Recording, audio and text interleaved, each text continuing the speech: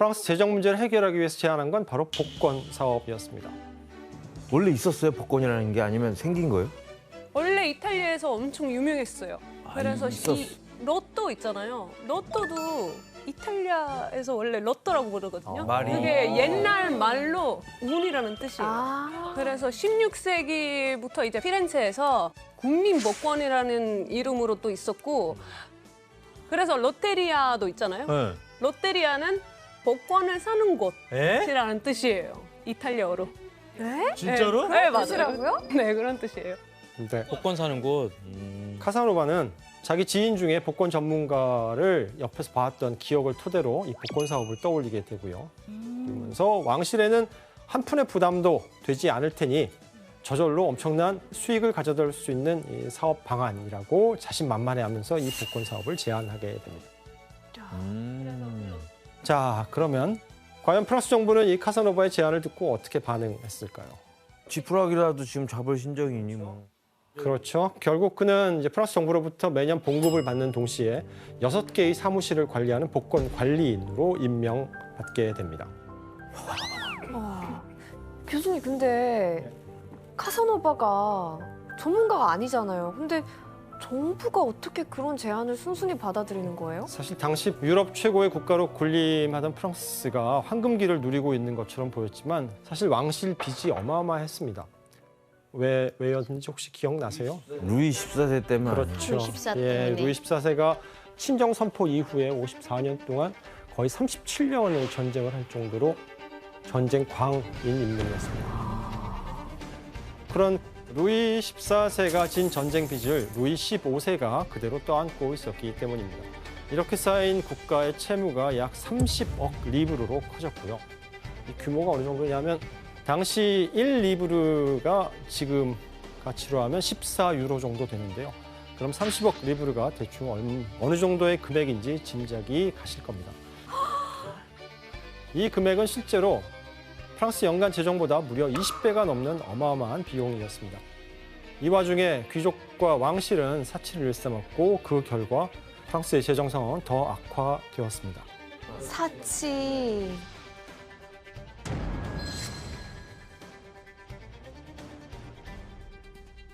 자, 계속된 재정난으로 굼던 프랑스 사회는 이제 국민들의 불만의 목소리도 이제 커져만 갔고요. 그래서 그런 국민들에게 세금을 더 걷어서 국고를 채우는 건 프랑스 정부 역시 바라지 않던 일이었습니다. 이런 상황에서 카사노바는 프랑스 정부의 어려움을 파악하고 복권 사업을 제안했던 것입니다. 아, 이걸 타개하려고 복권이 나온 거구나. 그렇죠. 18세기 프랑스에서 실제로 있었던 복권인데요. 어떤 내용이 있는지 한번 엘로디 씨가 읽어주시겠어요? Suivant la mise ci-dessous spécifiée, 15 fois la mise pour chaque extrait, 270 fois la mise pour chaque ambe, 5200 fois la mise pour chaque terne, qui peuvent résulter des nombres ci-après qui seront sortis de la roue de la fortune au dit tirage. 지금도 숫자를 몇 개 맞췄는지에 따라서 복권 당첨 금액이 달라지는 것처럼 당시에도 유사한 방식이었던 것입니다. 카사노바는 1758년에 33살 나이에 파리 시민들이 참여한 가운데 처음으로 복권 추첨을 실시해요. 그리고 이때 첫 추첨을 통해서 카사노바가 약 4만 리브르의 돈을 벌고 이 중에 18,000 리브르를 상금으로 지급하게 되는데 그러니까 남은 2만 2천 리브르가 남는 장사였던 거죠. 와. 교수님 그러면 카사노바의 해결책이 재정 문제를 해결하긴 한 건가요? 꼭 그런 것만은 아닌 것 같아요. 카사노바는 사실 프랑스 재정 문제를 해결해 주는 것보다는 자기 입속을 챙기는데 더 급급했거든요. 그래서 복권 사업이 이렇게 성공하는 것처럼 보이자 6개 사무실 중에 5개를 즉시 팔아버립니다. 그리고 이 돈을 미천원으로 추가적인 돈벌이에 들어서게 되는데요. 과연 어떤 방법을 썼을까요? 사설 복권? 그거는 아니고요. 복권이 당첨되면 보통 복권 사무실은 추첨 후에 일주일이 지나고 나서 당첨금을 지급했거든요. 하지만 카사노바는 사람들이 자신의 복권 사무실을 더 많이 찾도록 꼼수를 부립니다. 즉 자신이 운영하는 사무실에서 복권을 사게 되면 그리고 나서 당첨이 되게 되면 그 사람에게는 당장 당첨금을 지급하겠다라고 공언한 것입니다. 그 결과 카사노바 사무실에는 이제 복권을 사기 위해서 연일 손님들이 몰려들었을 것이고 사무실이 이제 북새통이 되었다라고 해요. 이렇게 이제 복권 사업이 성공하자 카사노바는 이제 수완 좋은 사업가로 왕실의 신뢰를 얻으면서 프랑스 상층에 안정적으로 그리고 화려하게 입성하는 데 성공하게 됩니다. 와, 이젠 정부를 상대로 사기를 치나요? 하지만 프랑스 사교육의 새로운 별로 이제 라이징 스타로 떠오른 카사노바가 이제 결국은 다시 또 심취하게 되는 게 있는데 그게 바로 여색. 그렇죠. 귀족 여성들과의 위험한 관계를 즐기는 것이었습니다.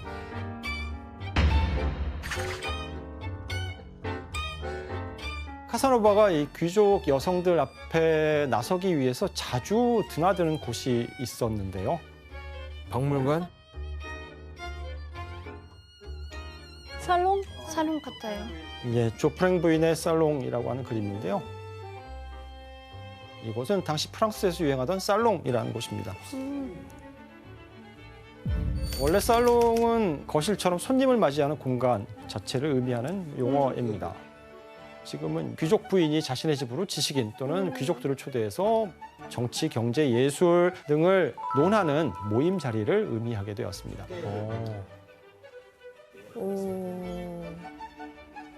카사노바가 바로 이곳을 드나들면서 다양한 지식인들과 귀족들을 만나 자신의 사회적 지위를 공고히 하는 동시에 지적 매력, 또 남성적인 매력을 드러내면서 여성들과의 만남을 추구하곤 했습니다.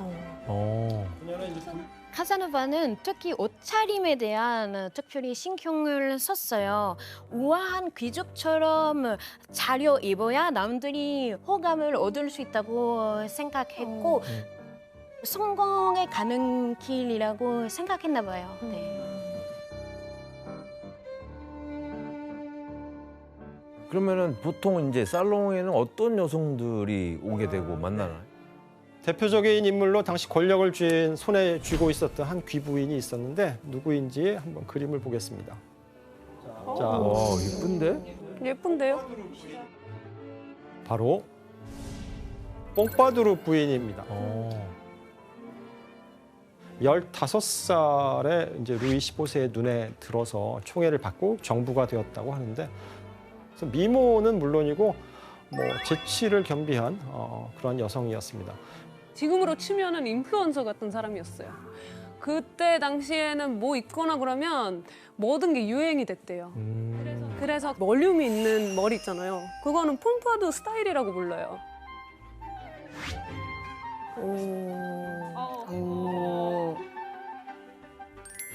와. 너무 예쁘다. 야. 그녀는 이제 국왕 측근에서 권력의 최상위층에 동참하고 있었던 그런 여성이었습니다. 특히 뽕파두르 부인은 자주 살롱을 열었는데 카사노바는 이제 뽕파두르 부인과 직접 대화를 나누기도 했다고 해요. 카사노바를 뛰어난 재정가라고 이야기할 정도로 인정했다고 합니다. 야. 이렇듯 카사노바는 자신에게 쏠린 호감을 바탕으로 귀족 여성들을 이제 하나 둘씩 공략하게 되는데요. 그 중에 대표적인 인물이 바로 주스티니아나 윈, 카사노바 자서전에 XCV라고만 표기된 비밀의 여인이 있습니다. 그녀는 타고난 미인이었고 교양까지 겸비한 이제 완벽한 여성이었다고 하는데 카사노바는 이 높은 신분의 귀족 여성인 XCV를 과연 어떻게 공략했을까요?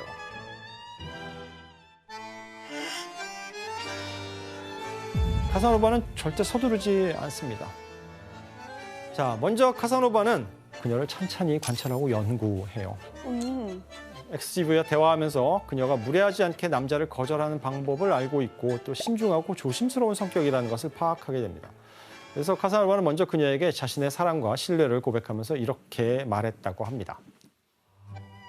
나는 당신의 충실한 노예이고 내가 가지고 있는 돈을 마음대로 써도 좋아요. 당신의 호의를 얻기 위해서라면 목숨까지도 바치겠어.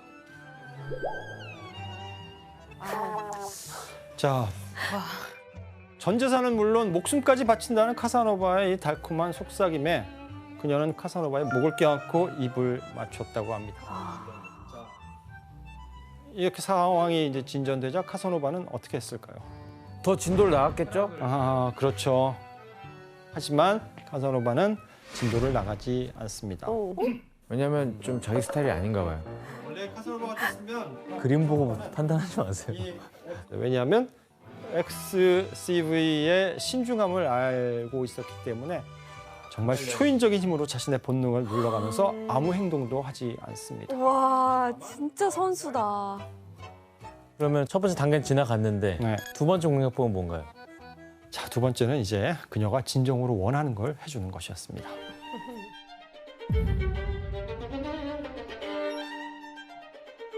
당시 XCV와 카사노바에게는 엄청난 장애물이 있었습니다. 대체 어떤 장애물이었는지 그녀가 보낸 편지를 혜성 씨가 한번 읽어주시겠어요? 이 비밀을 당신 가슴속에 안겨주고 나면 제 마음은 한결 편해질 것입니다. 저는 아이를 가졌습니다. 저희 처지가 저를 절망으로 몰아가고 있습니다. 제 입으로는 차마 말씀드릴 수 없었기에 이렇게 편지를 드릴 수밖에 없었습니다. XCV가 아이를 가졌다고요? 네, 임신한 상태였던 것입니다. 누구가 애예요? 누구의? 카사노바의 아이는 아니고요, 다른 남자의 아이죠. 아. 충격적인 고백인데 카사노바도 당연히 놀랐을 거고 아무 생각이 떠오르지 않았다고 합니다. 하지만 카사노바는 그녀에게 지금 필요한 건 이제 도움이라고 생각했고요. 그래서 카사노바가 그녀를 만나서 내가 어떻게 해주길 바라는지를 물었고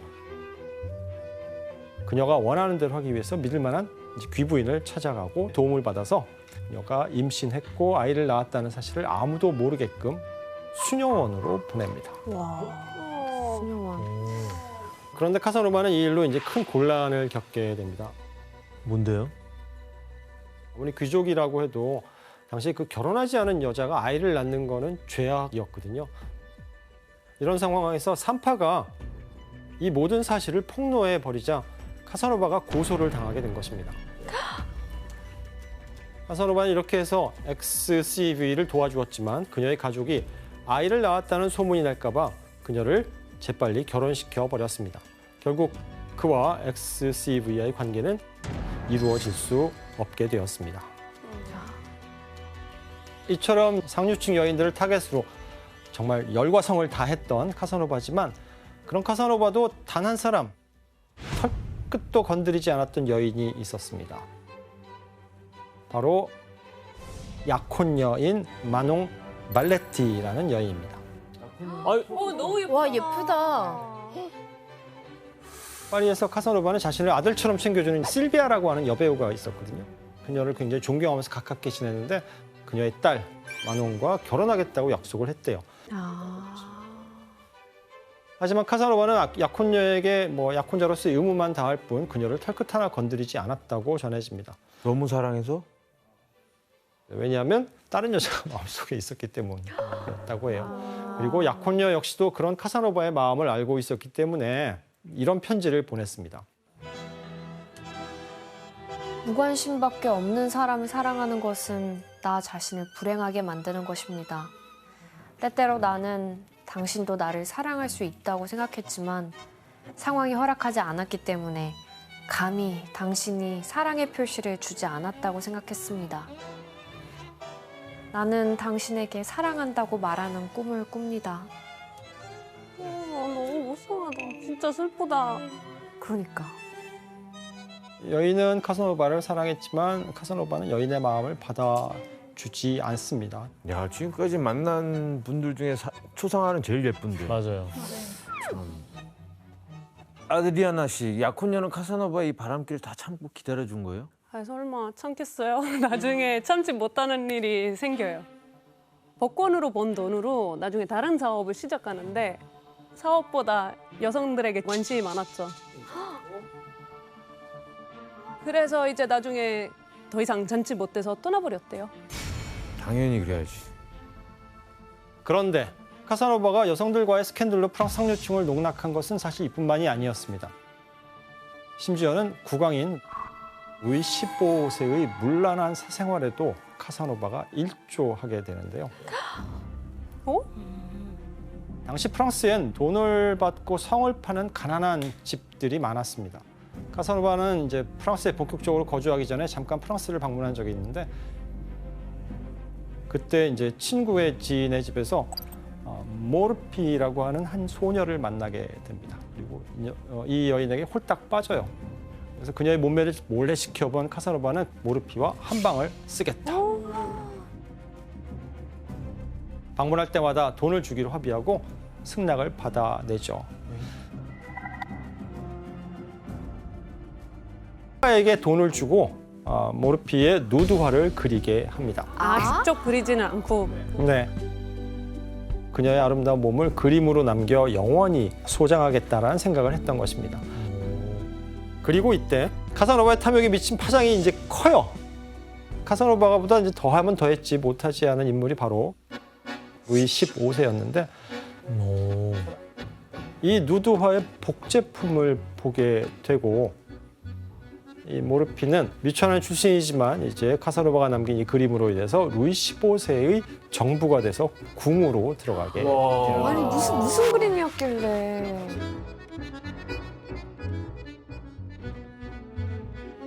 이 그림이 유명한데? 네, 되게 많이 유명한 봤는데? 그림이에요.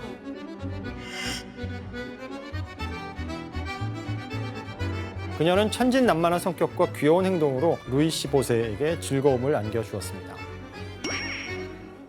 카사노바는 이렇게 결국은 자신뿐만 아니라 프랑스의 국왕이 향락에 빠지는데도 어느 정도 일조했다고 볼 수 있습니다. 정말 많은 일을 하네. 그런데 카사노바가 이 프랑스 상류층을 제대로 농락한 사건이 하나가 더 있습니다. 바로 연금술을 통해서 사기 행각을 벌이는 거였는데요. 교수님 아까 베네치아에서도 연금술로 인한 그 사기 때문에 감옥 간 거 아니었어요? 그렇죠. 베네치아에서 카사노바는 이제 연금술의 비밀을 카발라를 깨우친 사람인 척 속여서 귀족 가문에 이제 양자로 들어갔었잖아요. 카사노바 이 사기 행각은 이제 프랑스에서도 계속 이어지게 됩니다. 근데 프랑스에도 연금술을 믿고 있는 사람들이 있어요? 당시 프랑스에는 사실 연금술만 있는 건 아니거든요. 18세기 프랑스가 가장 유명한 게 뭐죠? 사상적으로? 계몽주의? 그렇죠. 바로 계몽주의 사상입니다.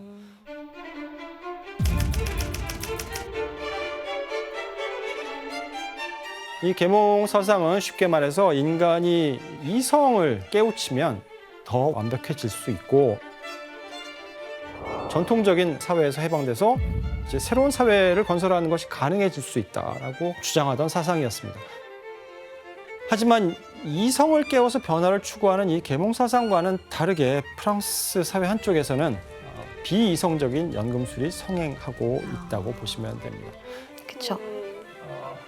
루이 15세와 뽕파두르 부인은 세상의 모든 언어를 알고 영생을 산다는 한 연금술사에게 빠져서 궁전에다가 아예 이 연금술사를 위한 방까지 만들어줄 정도였습니다.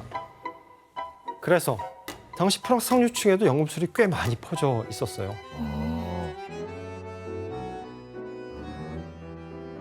심지어 이제 카사노바가 연금술을 잘할 줄 안다라고 하는 소문이 나면서 상류층 여성들이 이제 카사노바와 어울리려고 안달이 나기도 했습니다. 그러면 카사노바는 그걸 이용한 거네요? 네, 정확하게 보셨습니다. 그리고 카사노바가 했던 사기극 중에서 가장 규모가 컸던 대사기극이 이제 본격적으로 시작이 됩니다.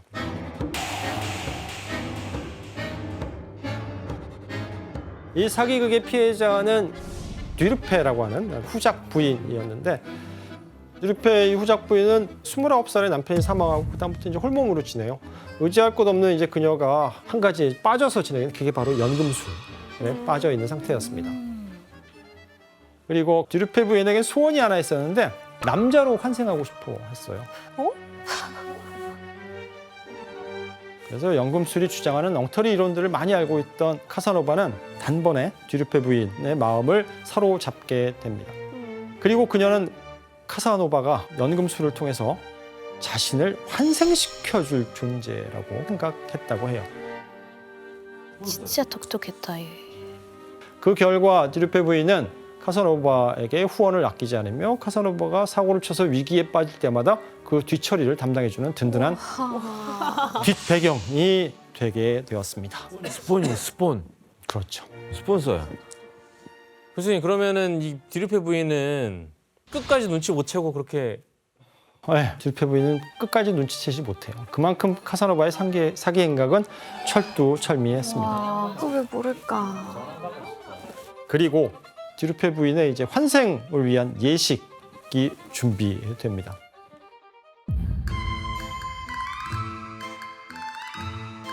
카사노바는 디르페 부인에게 자기와 한 여인 사이에서 태어난 아들을 디르페 부인이 일주일 동안만 데리고 있으면 디르페 부인의 영혼이 그 아이에게로 옮겨갈 것이다 라고 하는 거짓 환상을 불러일으켜요.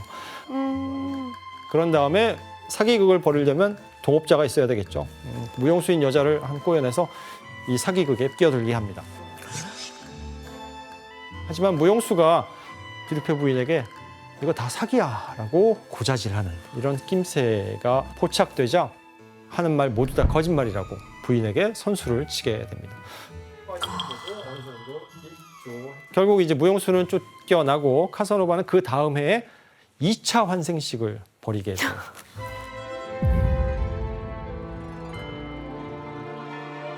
이번에는 어떻게 환생을 할 거냐라고 하자 디르페 부인에게 카사노바인 제가 부인을 직접 임신시키겠습니다. 그러면 부인께서는 임신을 할 것이고 아들을 낳게 될 것인데 출산하는 과정에서 부인의 영혼이 그 갓난 아기에게 옮겨갈 것입니다라고 거짓말을 하게 됩니다. 당연히 이 거사 역시 실패로 끝나게 됩니다. 왜냐하면 임신이 되지 않거든요. 그러나 디르페 부인은 70살에 그녀가 죽을 때까지 카사노바가 자신을 환생시켜 줄 거라고 철석같이 믿고 지냈다고 해요. 이미 거의 세뇌당한 상황이네요.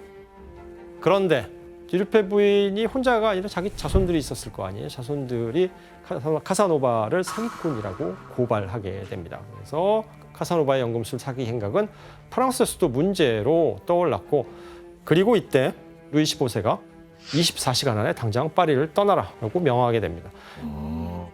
결국 추방당했네요. 이렇게 끝나네. 그렇다고 해서 카사노바가 좌절하면 카사노바가 아니겠죠. 그렇죠? 네. 프랑스에서 쫓겨나자 자신을 받아줄 나라가 어디 있는지 여기저기 기웃거리기 시작합니다.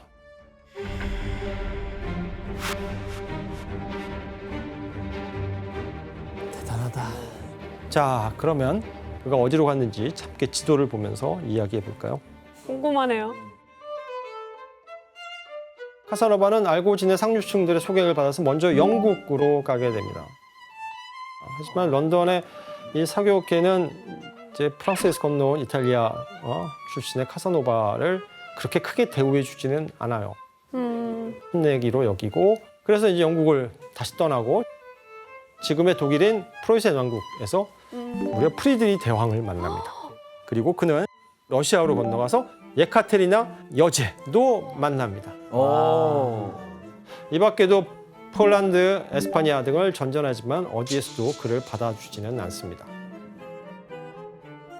상황이 이렇게 되자 결국 카사노바는 이탈리아로 향하게 돼요. 그리고 나폴리에서 도박사로 활동하던 이 카사노바는 고향인 베네치아로 돌아가기 위해서 베네치아 정부의 비밀 밀정 업무를 수행하면서 때를 기다리게 됩니다. 아, 그랬구나. 그리고 18년 만에 드디어 고향으로 돌아가게 됩니다. 탈옥범이 문제없이 받아들여지게 됩니다. 하지만 그에게 돌아온 건 베네치아 정부를 위해서 대신 밀정이 되어 일을 하는 것이었습니다. 그래서 이렇게 비굴한 밀정으로, 그리고 작가로서 활동하면서 번역과 비평서, 월간지, 소설 등을 닥치는 대로 번역하고 써댔습니다.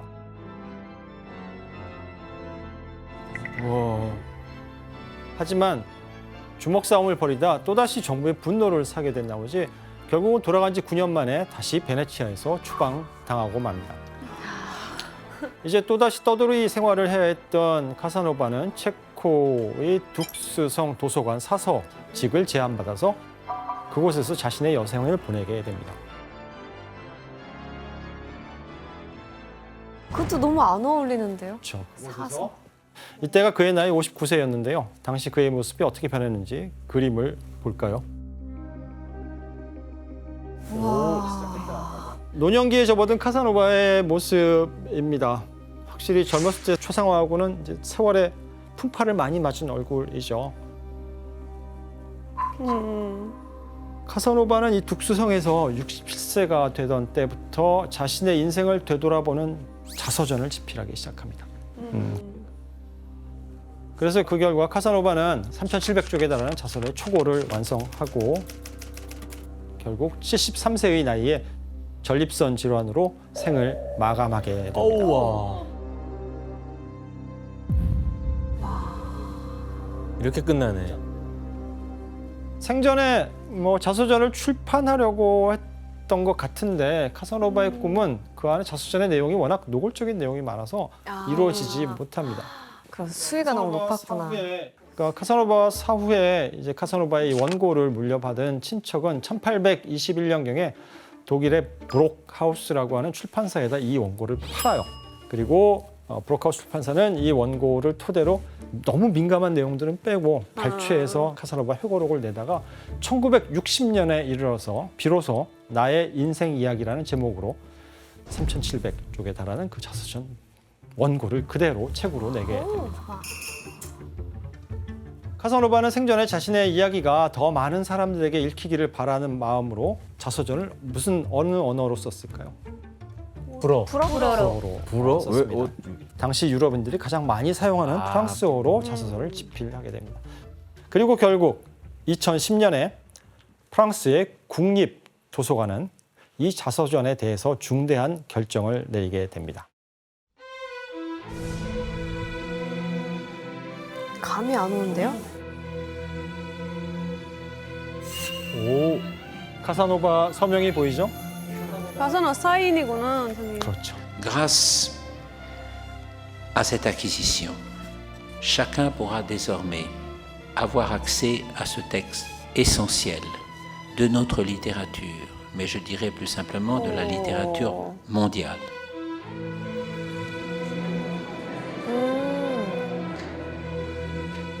우와.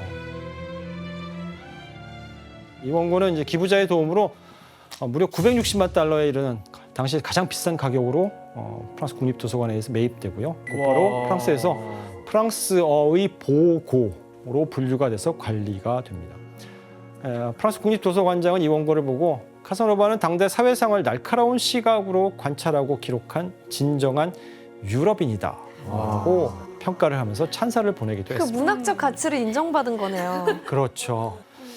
사실 카사노바는 유명한 사상가도 아니고 무슨 뛰어난 족적을 남긴 영웅도 아니거든요. 그런 카사노바의 이름이 지금까지도 전 세계에 회자되는 이유, 바로 그가 남긴 자서전이 후대까지 잘 전달되어 왔기 때문에 자서전을 통해서 카사노바는 자신의 삶의 행적을 고백하면서 걸어온 길을 후회하는 모습을 보이지 않습니다. 모든 것이 혼란스러웠던 이 18세기라는 시대에 자기가 살아온 하나의 방식이라고 생각했던 것입니다. 퇴폐적이었던 베네치아에서 태어나 프랑스의 상류층에 뛰어들어 불꽃 같은 삶을 살았던 카사노바야말로 이 절묘한 시기에 역사의 변화를 온몸으로 보여준 인물이 아닐까 싶습니다. 오늘 카사노바를 다양한 관점에서 바라보는 시간이 되었길 바랍니다.